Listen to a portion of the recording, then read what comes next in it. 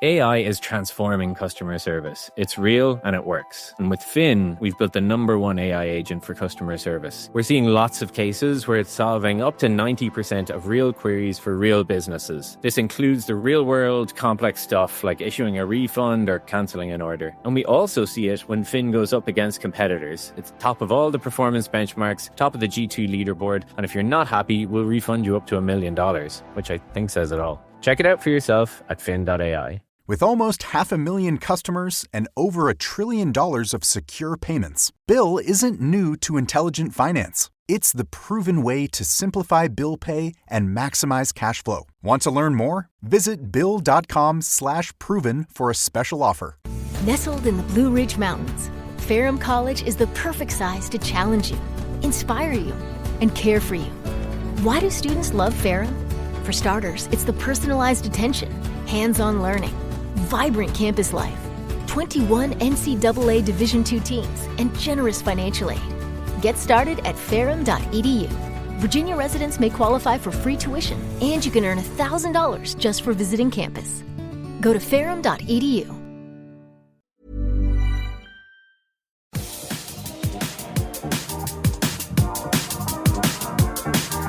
Welcome to episode 103 of Winging It. The same Old Trafford story. Now we are coming to you 24 hours later than usual. And we did put a poll up on Instagram to ask you, who might you think was the reason behind us being 24 hours late? Carl did write to me to say Albert's going to get bashed in this poll. And ultimately he did a little bit.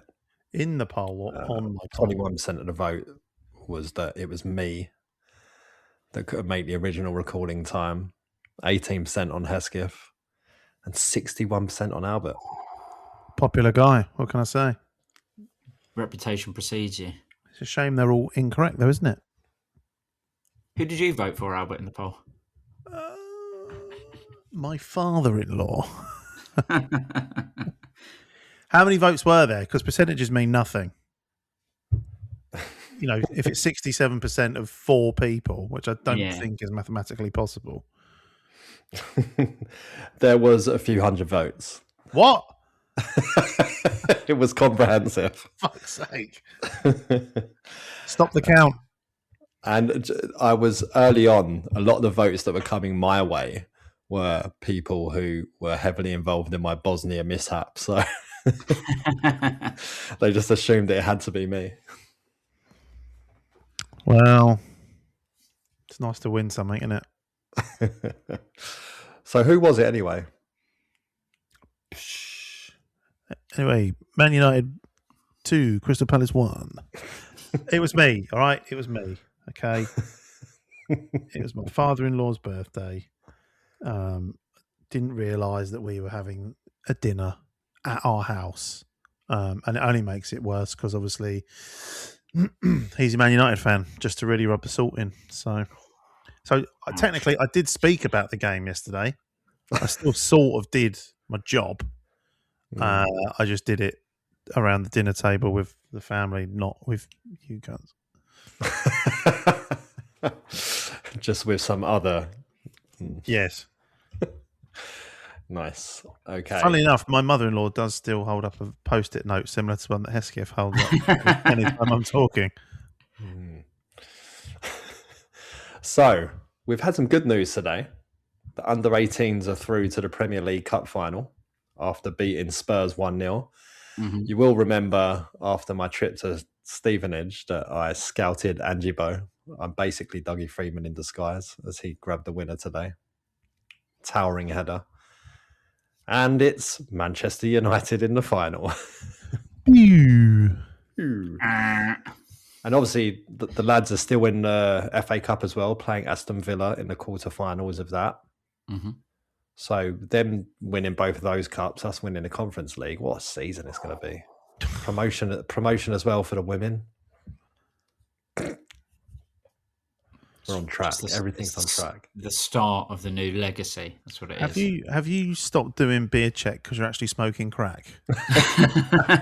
Crack check. Do we need to do crack check? Yeah, sorry, no. It's all in through the needle, mate. It's a needle job. No. No. Although I was very disappointed, I was going to do beer check tonight, except from my my NutriSurge from Guinness didn't arrive. It's arriving tomorrow now. Sorry. Whoa. Your what? NutriSurge. So Guinness have now started doing a new can, which you can attach an attachment to the top, so it becomes like a 1 can size keg, and it pours like a proper pint of Guinness. How much? 25 quid. All right, I'm getting one. Sold. Take my money. But you do have to buy the specific NutriSurge cans, which are a tad bit more expensive than the regular cans. But who drinks the regular cans anyway? So me, but that's fine. Okay, great. Cool. Great. There you go. So yep. So Angie Bow with a winner, putting Palace through. Well done to the boy. Talking of people that come for our youth team. Sean Scannell, you bigged him up in where was he, Hesketh? He was in Gibraltar. Apparently, he was in Gibraltar, just on holiday by the looks of it, because he's now signed for Cray Valley. So that solid 5 minute chat about him in Gibraltar the other week was absolutely worth it. You're welcome, Sean. Going to show some horrendous non-league knowledge here. Are Cray Wanderers and Cray Valley are different teams, all right? Got to be. Or did they mould into one team? Did they do a Bodo Glimt? Literally have no idea. I'm going to find out for you. All right, excellent stuff. But hopefully Angie Bow won't dive in front of the Homesdale for an opposition team like Sean Scannell. So I'll never let it go. We need to ask. Should probably check with Felix because I think Cray Wanderers is one of the rounds in his book. He hasn't signed for Cray Wanderers. Is it Cray Valley Paper Mills? Yeah, it's Cray Valley Paper Mills, who are different from Cray Wanderers. Cray Wanderers are based in Chislehurst.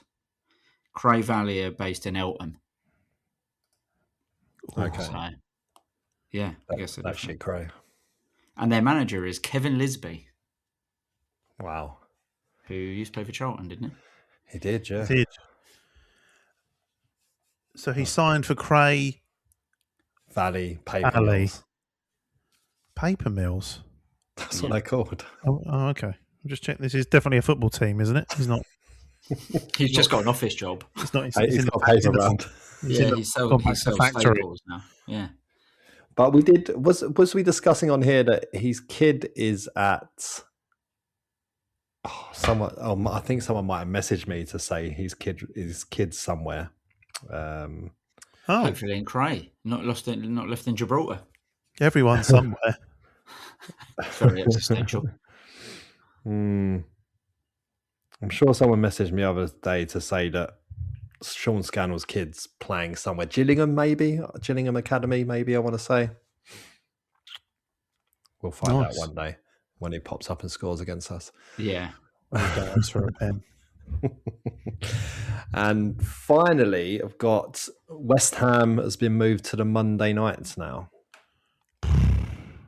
which is in... Is that ways away in April, that game? I think that's quite far away, isn't it? Why has it been moved? Surely not for telly. For telly, big relegation battle, they predict. Not for us. I mean, we'll be pushing for the Europa League and Conference League places. For the fifth bottom space. I think it also said that it had been moved to Monday with the potential that it would get moved again depending on Conference League, FA Cup permutations. Are West Ham still in it? I was going to say, there's no FA Cup permutations for us to worry about. No, there isn't. I have no idea. My answer to every question you asked me so far is I have no idea. If West Ham is still in the FA Cup, I suppose it could be problematic, but I don't think it affects our Conference League games because it'll be the Thursday before, so it would be Thursday. There'll be none of them either. Hey, Listen, I was. They're playing Brentford. So if West Ham get far enough, then it might get moved, I guess, because maybe that becomes the weekend that they play it. So we shall see. Good knowledge, lads. Good knowledge. It's not a West Ham pod. I'd know all the answers if this was a Tuesday. Oh, that's it. Yeah, laying the blame firmly at Albert's door. Yeah, my Wednesday night. Well, I'll tell you what. Why don't you answer them next Tuesday? Yep. No. Yeah. Why not? Let's see how it goes. Well, maybe we'll do a poll about that. We'll see you next Tuesday for sure. But yeah, there it is. Yeah. Yes, listeners. Hesketh can't actually do next No. Tuesday. No. Let's do the fucking poll. Let's put the little poll up again. Well, we can put the poll up now. We'll know who listened because it will be 100% Hesketh. I'm still going to vote for Albert. Yeah. I love that Albert did vote for Albert in the poll, which amused me greatly. Speak the truth. Fair enough. Did you speak the truth over the sofa to the missus when watching the Man United game on the weekend? I only saw the last 20 minutes in a pub. A few home truths were spoken, though. I didn't really see much of the furore until I got home that evening. But obviously, lots of WhatsApp groups and social media had filled in any gaps in my viewing knowledge. Yeah. We were just watching a bit of the United-Newcastle game now, and who won the penalty for Newcastle tonight? Was it Anthony Gordon? Joe was like, "That's never a pen," to which I nearly fucking spat my tea out. Excuse me? Excuse me? I just want to make sure Harry Maguire's all right after getting shocking very worrying. All the head injuries in the Premier League. Hope he's okay. I mean, he famously has a massive head. It's like even in his song. So I think if he wanted to kick him in the head, he'd kick him in the head, right? Yeah, it's either that or Harry Maguire thinks it's even bigger than it is. He's got some weird manifestation thing where he feels getting a kick in the head, even if it's 8 inches away. Also, I think if you do kick him in the head, you're breaking your foot because that is solid cement. There's nothing in there, but it's just solid cement. I mean, that was bad. And it kind of played into his entire performance, really. Nothing to do with the ball, just everything being in the ref's ear for the entire game. Which even around the penalty incident, you could see the ref was even getting pissed off with it by just telling him to go away and let the captain come and talk to me. But by that point, it was too late because he'd already achieved what he wanted to achieve. But the game obviously started off well, with Lacroix putting us 1-0 up inside 4 minutes from a Brennan Johnson corner, no less. Another assist for Brennan. And at that point, and over the next 15 minutes or so, Hesketh, it looks like Palace of old a little bit. Yeah. Munoz again getting away down the right a lot. We're pinging the ball, lots of one-touch passes, moving the ball down the pitch quickly, playing in their half quite a lot. It was really encouraging. It was really good, yeah. It's the sort of style of play we got used to last season where it was all clicking and working really well. And obviously scoring early helps. I think it was a really good header by Max. I mean, the defending by that Euro guy was pretty appalling. But, fundamentally, I think they probably mentioned it on the telly, but like, if you're not looking at the ball until the point at which Lacroix basically headed it, it's not great marking. But it was still a good header. I like those sort of headers. And it obviously gave us confidence and we were, moving the ball around really nicely and comfortably the better team at that point. So obviously we'll get into it about what followed was a real shame, but I thought there was a lot to like in the first half. Yeah.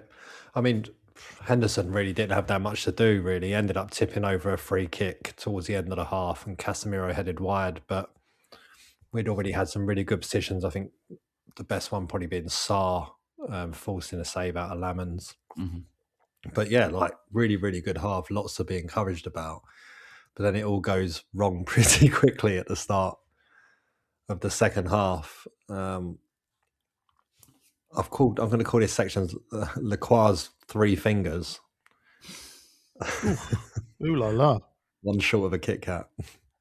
What were you thinking?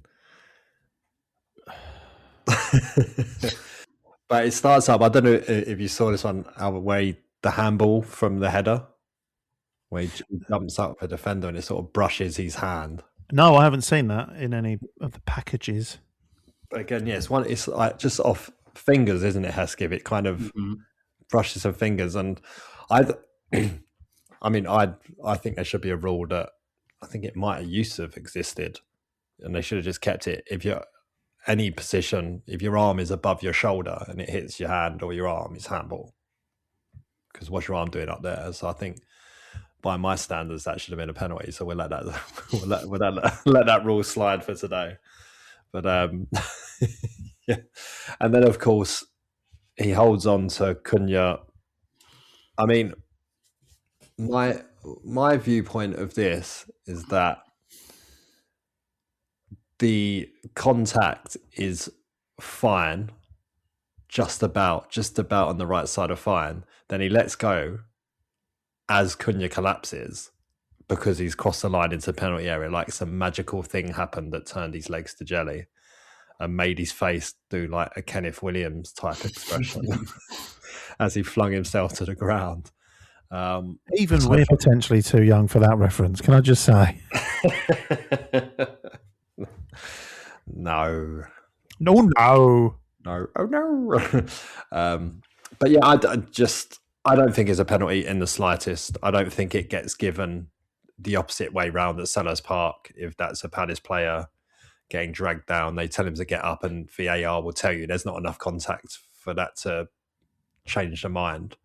So that's my standpoint on it. Fuck people like Joe Hart who wants to go on Match of the Day and say they think it's a penalty and a red card. Like, get lost. Like, come on. What's your thoughts, Hesketh? Yeah, completely agree. I mean, I don't even think it's a foul. I know that you get fouls like that where they feel something and go down, but the way he goes down, like I put something on my Instagram, I'm like, I've never seen someone get touched on the shoulder, like brushed on the shoulder, and their legs go backwards. Like, I've never seen that. Like, that doesn't make sense unless you've got some like weird nerve running from your shoulder to your leg. It's giving him like a Vulcan death grip or something. Yeah, like it's just I'd gotten over it, and now I'm back getting annoyed. Yeah, it pissed me off because it's not a fucking foul, and like you say, he magically falls in the box when he crosses the line. At which point, Lacroix literally isn't touching him, and then it goes to VAR, and you get sent off. And it's just like, you know, the double jeopardy thing where if Lacroix had actually punted him in the leg and given away a penalty, he wouldn't have been sent off because he was making an effort at the ball or whatever it is. So it's like, you might as well just fucking kick him then if you're going to get sent off and not touching him. It pissed me off. And like you say, it ain't getting given the other way around. And you can get all these Man United fans saying, oh, actually, the rule says, fuck off. I don't care. Yeah, I mean, if you're running forwards and someone pulls you by your shoulder stroke neck from behind, you would fall your head backwards and your feet would go forwards up in the air, not the other way around. Yeah, no. And this is, ladies and gentlemen, Albert Curley, who's about to tell us it's a definite penalty. 5-game ban. No, it's not. No, it's not a penalty. I could see. Well, look, it's the talk of the town at the moment, isn't it? You look at what goes on during set pieces in terms of physicality and people grabbing and pulling shirts, and you know, this seems to be the only topic in town at the moment, and that all just gets waved on. Maxence Lacroix, at best has maybe given away a free kick on the edge of the area. At best, because obviously the contact starts on the outside of the area. And I can't think which pundit it was. He's like, yeah, well, look, he's only let go when he's gone into the area. So, the contact has carried on into the area, therefore it should be a penalty as a punishment. But as you've said, Terence and Hesketh, the contact isn't enough to make you go down anyway. So for me, at best, it's a free kick and maybe a yellow card if the referee's a dickhead. What it definitely isn't is a red card. You're meant to be denying a clear goal scoring opportunity. And I'd argue that it's not the easiest. He's not barreling down 1-on-1 with a goalkeeper in the middle of the goal, and can slot it left, right, or top left, top right. Like he'll do well to get a shot away from where he is. So yeah, I think it is a dog's dick of a decision. Definitely not a red card. I can't say I've studied the letter of the law about contact starting and carrying on inside the box, but the contact was fucking bollocks anyway. And I mean, I really don't understand what Chris Kavanagh from Greater Manchester, why he would be giving such a decision at Old Trafford. Chris Kavanagh, who was just back from being demoted for making really shit decisions in football games. Brilliant. Proving him wrong. I mean, how's he allowed to referee games in Manchester? I don't understand. Don't get it. No. And apparently he's having a mare tonight. Wherever he ref tonight, apparently he's having a mare.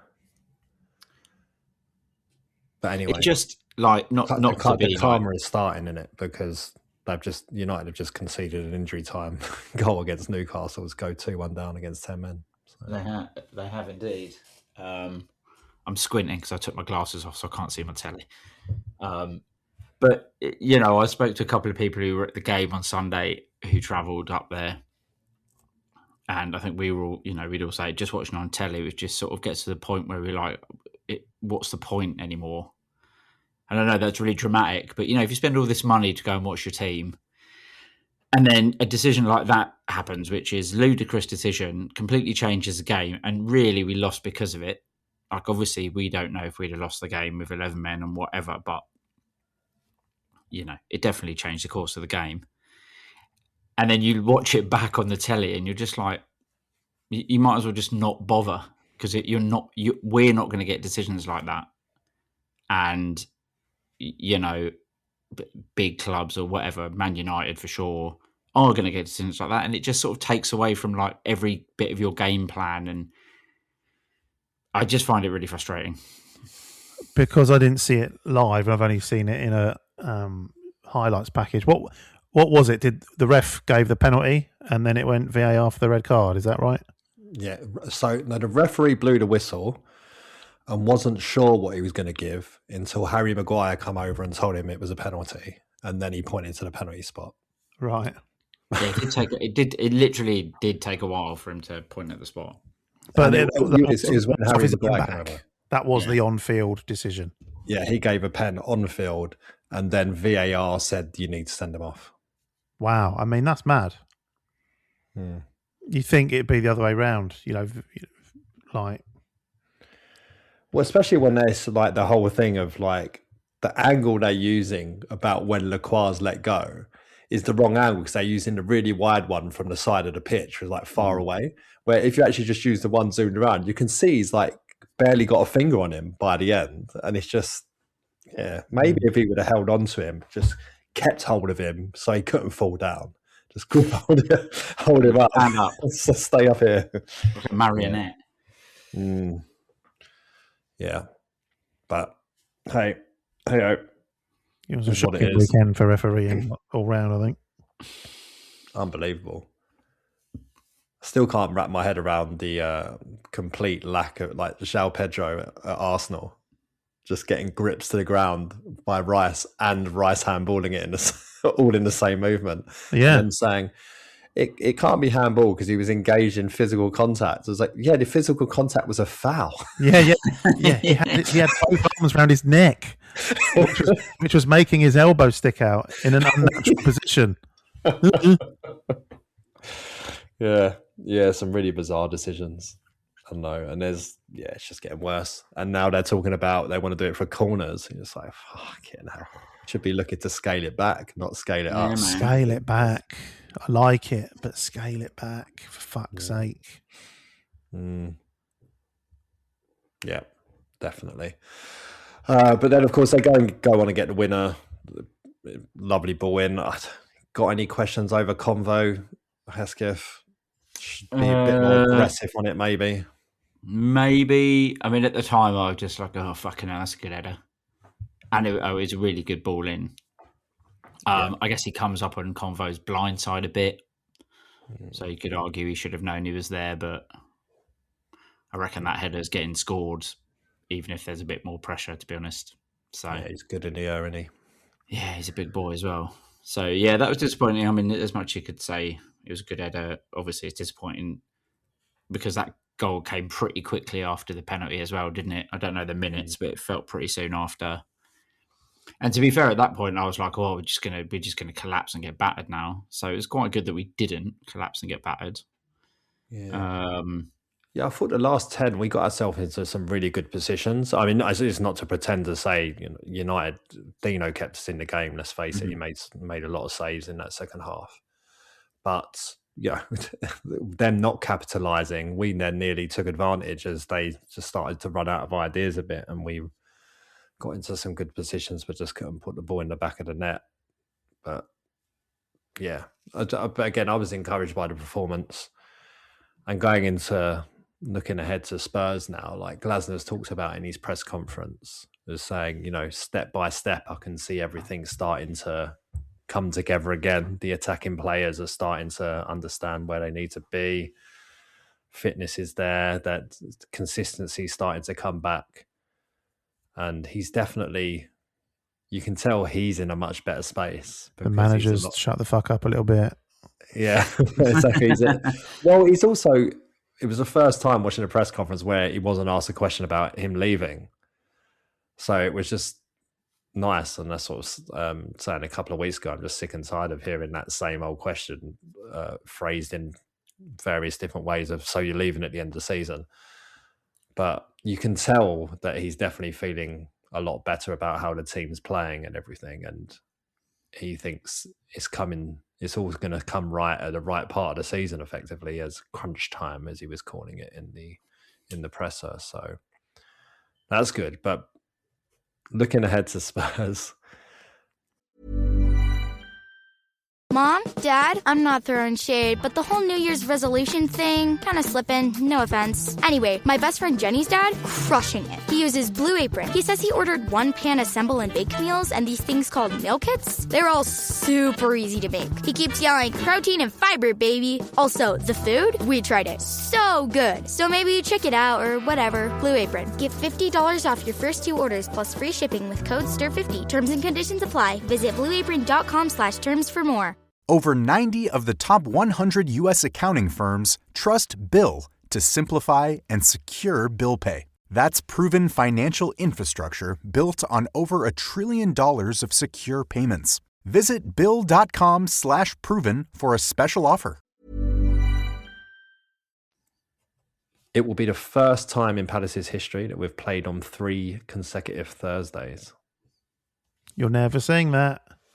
Well, these are the sort of stats that I'm here for, though. I like those sort of stats. But of course, assuming that some drones don't cancel Larnaca away, it'll be 5 Thursdays on a row. So we'll go from 3 being a new record to straight up knocking it to 5 in a row. That's not me doing a rocket noise, just for the record. What was the... Oh, I've got a worse joke later, don't worry. There was... back in the day, we get slagged off if he was on TV on Thursdays. Do you remember that? Yeah. Thursday nights on Channel 5 or whatever. Take it. I don't know what Albert was watching on Channel 5. Go on. Didn't watch it on Thursday nights. Was Hollyoaks on Channel 5? No, Channel 4. Oh, okay. Family Affairs. Was that Channel 5? Sunset Boulevard. Sunset Boulevard. Yeah. And a bit of grot That's Late what on I was Friday, going for. yeah. It was the blue that I was going for. That you. Do they still do that? I have no idea. There you go. Channel Another 5's I have still a no channel. Huh? Is it still a channel? Yeah. Wash your mouth out. Albert's next bit of work's for Channel 5. Got to be careful. Yeah, at this rate, it might be. So thank you to CPFC for that one on Twitter. But with Spurs now, the way the results have gone tonight, West Ham winning at Fulham, which is a tremendous win for them, and Forest getting a draw at Manchester City is starting to look a little bit ominous for Tottenham Hotspur, who are winless in 10 and have now lost 4 games in a row.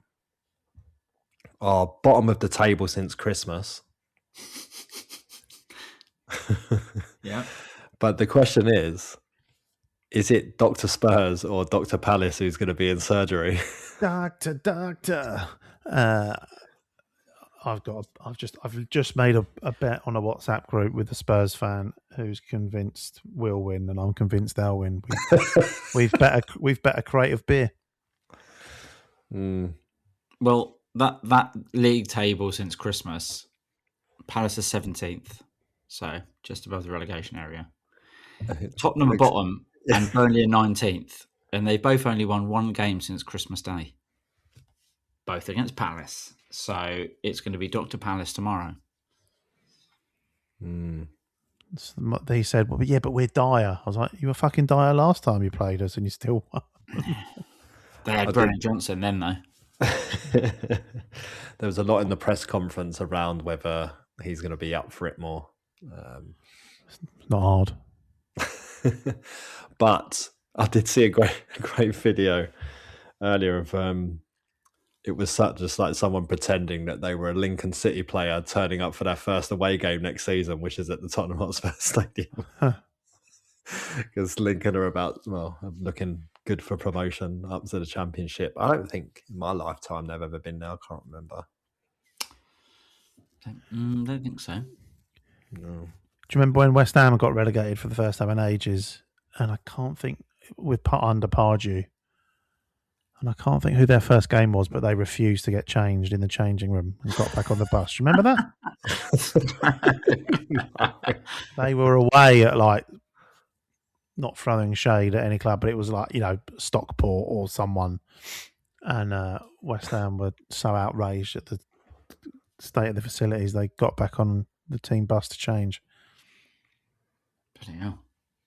Nice. It was Sellers Park, wasn't it? Like It was a port cabin. Just Googling it now. It was. It was us. Love it. So, obviously, Maxence Lacroix will be out. We are very, very, very thin at the back. So, I mean, Hesketh, it can't be anyone but Chaddy in, can it? Well, I would say no, but Glasner said it's a choice between Chaddy and Klein.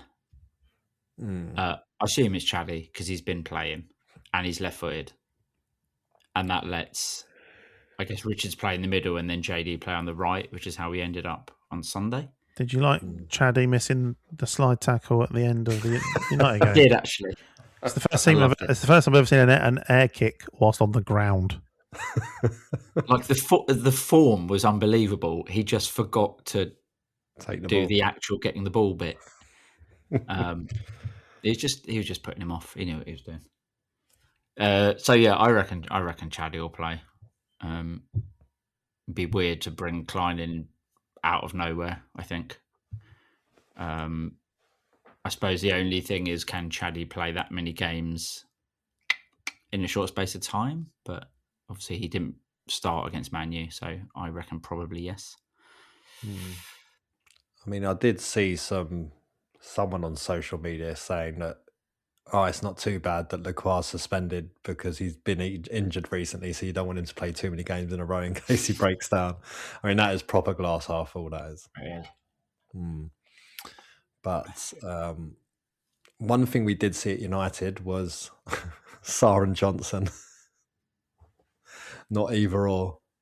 Yeah. I actually got a text from a friend of the pod, Anna Woodcock, who said, I've just seen the team. Have you spoken to Terence about it? And I was like, I dare not text that man. Let's see how it goes. Yeah. I suppose it kind of went all right. Still think with how lackluster United were in the first half an hour, Guessend or Pino in between the lines might have made an even bigger difference there. But they allowed us to play so much in their half that Kamada got in those spaces anyway. So, although I didn't talk about that, Kamada probably did well not to get sent off. I was just about to say, talking of shit refereeing, I don't know how A, Daichi didn't get sent off, and B, lasted as long as he did, before getting subbed. I was sure he was going to get subbed at half time. Yeah. But no. You just shove who you want. He was just sort of puffing his cheeks out every time the ref did give him a second yellow. But wasn't the first one really soft as well though? Yeah. So maybe the ref just realised, I'm gonna look like a mess if I send him off. But I don't know. I would like, hopefully, that Guessend get a bit of a run out tomorrow. Especially operating in those spaces where Spurs just look shit. Open them up, some creativity up there. But yeah, it's going to be interesting to see what it goes with. Did you see the story? I can't remember who put out, Sky maybe, about the terms of this loan deal, where it was something like 8 goal, what do they call it? Goal contributions before the end of the season turns it permanent. So he needs 5 more, which is a bit of a weird one. But then, I mean, if he doesn't get it, I assume Villa would just want to sell him because he's not very good in inverted commas anyway. Yeah. I don't think they're going to want him back. No. But maybe, yeah, so I think they were saying 8 goal involvements leads to a 28 million obligation to buy. Mm-hmm. So how do you feel about that, Albert? Would you want him for that? I mean, based on what I've seen of him so far, I think 28 million doesn't sound too bad. Scored, got an assist. I think he's definitely the type of player that makes our team better. So look at the fees we've paid elsewhere. I think £28 million for him. If he carries on in that trajectory, I'm not against it. No. What were we trying to sign him for in the summer? Similar amount. Yeah. So we were trying to get him for a little bit less, and then Villa just came in and overshot us by loads. Basically, did they buy him for 30? Yeah. Yeah. So we're going to end up somewhere in the middle between what Villa paid and what we wanted to pay. Yeah. But you could easily get those 8 goal involvements just Conference League. You know what I mean? We could spank Larnaca 3-0 and he gets a couple of assists in that and he's moving towards it. Although someone in the press conference did ask the questions today and said it might be 6. But Glasner refused to comment on it, obviously, just saying he's not going to talk about people's contracts. So, yes. Least of all his. Who's going tomorrow? I'm going tomorrow. I'm not going tomorrow. You at the theatre again? No, worse. I did get offered a ticket in the Spurs end, but I flat out refused. I'm not doing that. Unlike my brother, who is doing that. Posh seats or just? I don't know. Don't know. All quite posh in that stadium, aren't they? I can't do it. Not doing it. Can't do it. Okay. What are you doing, Hesketh? You're going straight from work? Working from home tomorrow. Oh. So it's Wednesday. My answer is I have no idea. I don't know what I'm doing. I'll figure it out. Probably go straight to there. But yeah, if I go to a pub, let me know which pub you're in, and then I'll go to that pub too. No, I'm office tomorrow, so I'll be going straight to the ground. Couple of neck oils. Loosen the throat for some screaming at the pitch. I'll tell you what won't be happening, like what did happen last year. Fucking 3rd-degree sunburn. I was literally to say. Like it's going to be very different from last year when it was just blazing sunshine for the whole game. Do you know how hot it was at Spurs last year? The Colombian wags and kids all come and sat out back because it was too hot. It's like, hang on, what's going on here? We're all trying to put T-shirts on our head and stuff to stop the sun. And the Colombians are like, fuck this. I'm out back where there was like incredible aircon. Like, yeah, it's definitely more like a theatre there, isn't it? What was the score last year? 2-0. Well, we won 2-0, but I think we scored 9 goals. Yeah. Seven of them were disallowed or something. It was Eze scored and did the like dastardly Muttley laugh celebration thing.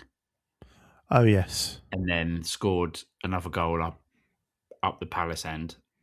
Yeah, because Eze fucking hates Tottenham. It turns out. Hates Tottenham. But yeah, I mean, I think we'd scored twice before we scored an actual goal, and it was just like, oh my god, we just battered him, didn't we? We were just all over him. And Ketia really cocked up a 1-on-1 where he had all the time in the world. Narrow it down. What game are we talking about? No, it was, we could have come out of that game with anything. We absolutely annihilated them. Yeah. Mm. Do you think we're going to, I mean, I suppose looking at the first half against Man U, do you think we're just going to go at them like that? Because obviously Man United are playing a bit more open than the last few teams we've played. I don't really think Tottenham really capable of playing like a defensive block or low block or whatever, really, are they? They're going to have to come out and do something. Yeah, I mean, Glasner talked about in his presser saying, we don't know what he's going to play because 2 games so far he's played a 3-5-2 and a 4-4-2. And he did say, and Glasner did say he played against him with Frankfurt when he was at Marseille, but beat him in both games. So that's a good sign. But yeah, so I guess he's just going to try and just go and play our game at first while soaking up what they're trying to do. But I think, we just got to try and open like we did against United. It was just so positive, put us on the front foot and really got some energy flowing through the team. And need to get their fans on Spurs back as well. I mean, I don't think that's going to be difficult. Don't take much, does it? So that would definitely be a good start if we're able to do that. Okay. Do you want to do a prediction then? 2-1 Spurs. I don't like to be on the Hesketh side of the line, but it's great over here. It's not. But yeah, I think Spurs are going to nick it a really crap 1-0. 2-0 Palace. Let's be positive. As a brace. As a brace. Just need Evan Guess on to come on, get that contract sorted. Bang a couple in tomorrow. You're almost there. Right. Okay. So now we reached out to Stel from the This Is Mappa Cypriot Football Podcast because over in Larnaca it's all gone nuclear. So to speak. So to speak. At AEK Larnaca, not in Larnaca itself. So here is a clip from Stel that is going to talk about the situation as it stands at Larnaca.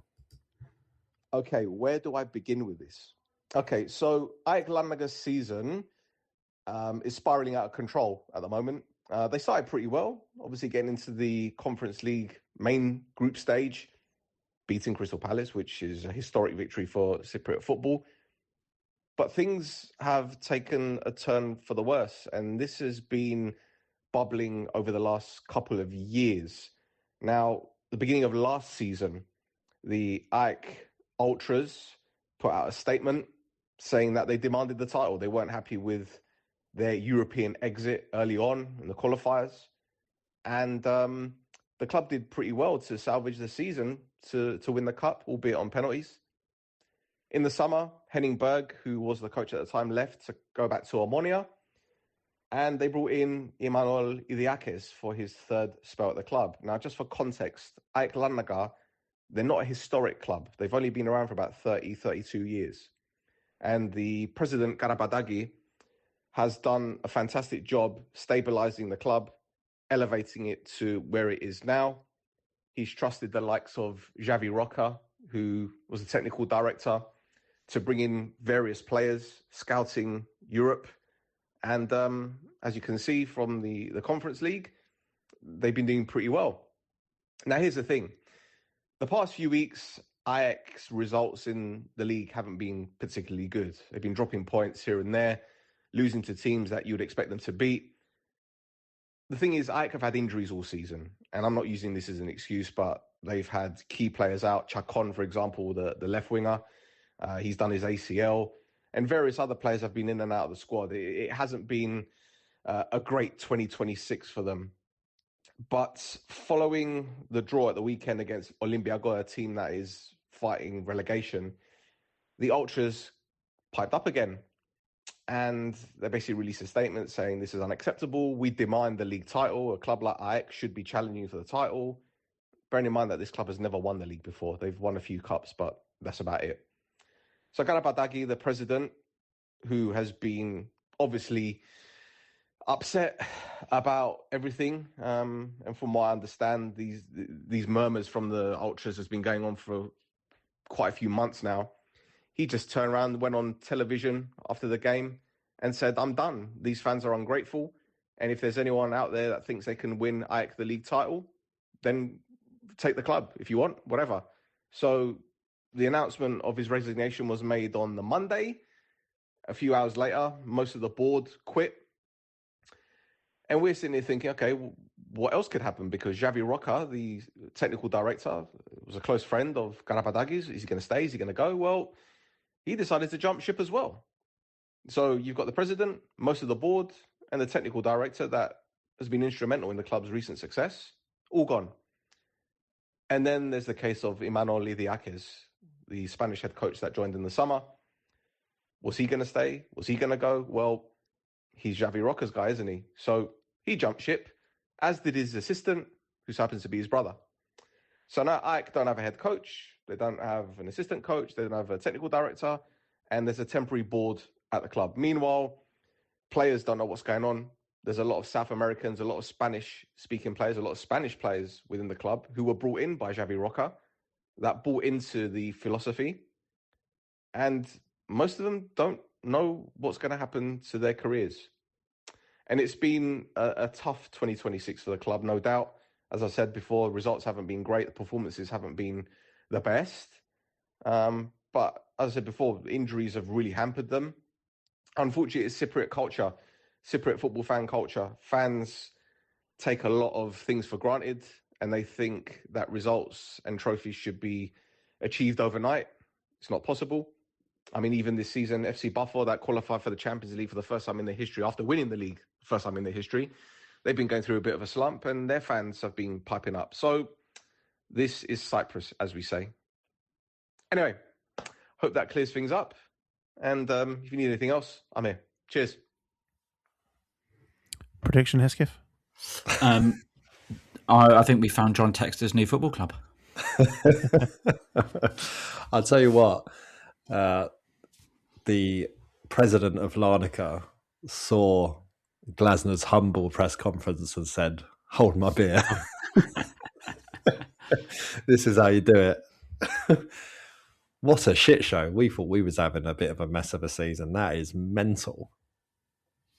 Yeah, it sounds like in the space of like 2 days, everything's just like disappeared. You've got no owners, no manager. The players don't know what's going on. It all sounds good from a Palace point of view. This isn't Dr. Crystal Palace. This is I don't even know what head surgeon Crystal Palace. Yeah. I mean, if it was anyone but Palace, I'd be like, "Well, that's great. That's an easy move into the next round." But it is Palace, so you know that I don't think that. I don't know. we've been in that sort of position before, in Larnaca's position, where everything's gone to pot, and it's brought some really rousing performances out of Palace in the past. So, especially administration times, think of those where everyone bands together, don't they? But sometimes it can take a while to get into that position, and hopefully we can just catch them cold. But I mean, our results all of a sudden they're doing all right-ish, but it's definitely like the last two results, particularly the one against Olympiacos Nicosia, that has basically done for them in not winning that game. There is a team, by the way, who are bottom of the Cypriot League, and based on that guy's pronunciations of Cypriot words and teams, I'm not even going to attempt to say them because I'm going to butcher it. They are on 1 point after 24 games. It's not Iron Appa, is it? No. Enosis Paralimni. I reckon we get a draw there. Positive. They have played 24, won none, drawn 1, lost 23, scored 5, conceded 59. Scored 5. Fucking hell. I was looking like they must have had a points deduction, surely, but no. Yeah. None to take away. Yeah, it would be funny if their 1 point was against Larnaca, but it's probably against us. That would feel maybe right. Let's see, when was their 1 point? Oh no! Oh, it was against the team that Larnaca couldn't beat, and it's all kicked off and they've left. So, what? You've booked for like we're all booked. We're all going to Larnaca, right? Yeah. I've booked, but Asterisk. Yeah. How are you feeling about it with all the situation that's going on? Feeling nervous about going out there? That's the asterisk. There you go. Oh, I thought the asterisk was, will you get a ticket or not? Oh, well, there's that as well. But, if the place is getting blown up, it doesn't matter if you got a ticket or not, doesn't it?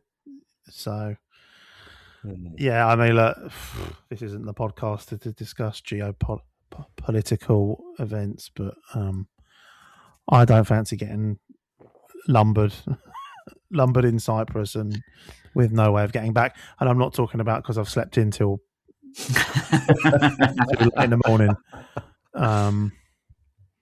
Yeah, we'll see. I don't know. Like, my wife's nervous about me going, but I'm just like, if I'm going to go out, watching Palace away in Europe is watching Palace labour to a draw against a shit Cypriot team is the way I want to go. Well, we'd already be 3-0 up from the first leg, so it won't matter. Yeah, well done. Jinxing it at every level here. Look, the actual real world dangers are probably only a fraction, but just the fact that might end up getting stuck there for whatever reasons. It's just can't be doing it. Oh no, I have to stay here and eat loads of halloumi. Oh no. I've got 2 blocks in the fridge, mate. You know what I mean? I'll be all right. But it's also with all the influencers getting stuck in Dubai and all like crying on the internet. We'd be the shit version. Three budget podcasters stuck in Cyprus. We have to dip into the winging it savings. I was going to say Terence's fundraising for the bike ride might be where we're dipping in. He might have to cycle back. Now that I'd sponsor. Yes. Is it even possible? Isn't it all? It's not an island, is it? Is Cyprus an island? Yeah. Yeah. Yeah. Yeah, you just get on a boat. Just make sure you just cycle round the boat. Doing laps of the boat as it moves northward. Well, there is a friend of the pod who's in the Navy, and maybe he'll be on that ship circling Cyprus by that point. He can give me a lift. Jesus. But yeah, crazy times, isn't it, really? And it's mad to think that it's not the first time in this European tour that we've had these considerations, given that Russian drones were allegedly spotted over Lublin when we were about to go out there. Crazy. It's all right, because Jean-Philippe Mateta shot him down. I don't know, but I'm trying to just glass half full. You know me, just see the bright side, and everything will be sorted out by then, and it'll be fine. I mean, I struggle to get to Selhurst and back on a weeknight, and that's just traffic, let alone air traffic. Listen, you wanted to be close to your golden boys. You reap what you sowed. Yeah. Why do you live in Watford, Albert? Tell the listeners. This is where my wife grew up, and when we were having a baby, found out we were having a baby, we retreated to be near family. Granted, my nan lives in Streatham, and I was in yes, I was going to say that's the main family. I don't think Marge was going to be looking after the baby, bless her. Isn't Marge what the kids call their mum these days? I think that's slang for mum, Marge. Is it? Well, it's slang for my nan. But it makes total sense that a Manchester United fan was brought up in Watford. Makes total sense. See you on the motorway. I'll pass that on. I've noticed that there's been no biscuits brought in tonight, or no cups of tea or anything like that. No. It's one Harry Maguire comment too far. No, I had all that whilst I was waiting for you to set the fucking Zoom call up. So, can't eat biscuits this late, mate. It'll be up all night. Up all night. Right. It is late, so we will stop there. We'll figure out something next week. Maybe we'll be 24 hours early or 24 hours late. It'll be one of the two. We'll figure it out. Just do a live from the airport on Thursday morning. No, it's the home leg first, isn't it? Yeah, don't go to Cyprus next week, mate. Oh, hang on. Sorry, I'm forgetting. It's Tottenham tomorrow. It's not the other one. Cool. So Spurs tomorrow. So on the pod, we'll do one prior to the Conference League game, and we'll talk about Spurs, and then look ahead to Larnaca and Leeds. Yes. Yeah, Leeds is on the Sunday. I've got Harry Potter World away in the morning for the kid's birthday. So brisk walk around there and try and get back in time for Leeds at home. It's good 4 hours. Good 4 hours in there, bruv. Nah, it won't be. All Gonna right. put some get those shoes with wheels in so we can go around quickly. All right. What is it? I'll just be standing at the end when it's time to Accio. Is that it? Is that the summoning spell? Just bring them over. I can't remember. I'm looking out for your wand box though, right? Always. Yeah, you want to be careful about his one box for sure. Can't fucking miss it, mate. Do you know what I mean? Brilliant. But okay, so look out for us next week. Thanks for listening. Thanks to Stel from This is Mappa Cypriot Football Podcast. Love that segment. And until next time, up the Palace.